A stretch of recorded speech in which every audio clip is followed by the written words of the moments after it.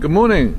Welcome to a rather dismal Wednesday morning, the 29th of August, at the port of Felixstowe. For a change, I'm looking towards the port and you're looking towards one of the radar scanners that the port uses to keep track of its traffic.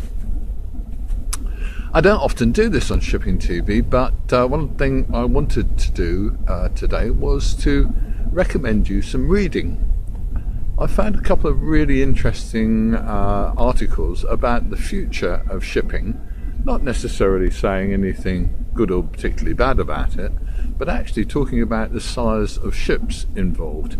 And there's two articles currently on an online magazine called Splash 247 by a gentleman called Andrew Wheeler that I'd like to recommend to you. They're really interesting pieces in which he is saying that the current generation of 21,000 TEU, 22,000 in fact, TEU container ships are a bit of a blip. What he's talking about in reality is the Chinese intention to move some cargo from ships to rail because the delivery time point to point is quite a lot faster. People seem willing to pay extra for faster, and so the Chinese, and in conjunction with companies and businesses in the West, are actually putting together trains to run from China across to Europe mainly to deliver vast quantities of containers.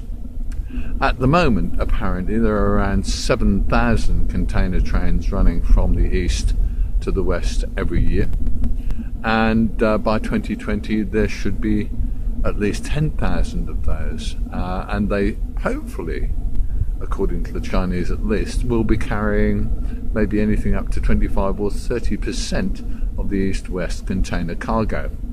Really an interesting set of figures, because what Andrew Wheeler is suggesting is that actually the trade in future is going to be very comfortably handled by 10 to 14,000 TEU ships. So I thought I'd recommend that you go to Splash 247 and look up Andrew Wheeler's articles. There's one currently, I guess, on the front page, you might say, and there's one back in March, both of which actually present a different viewpoint on how shipping might go in future.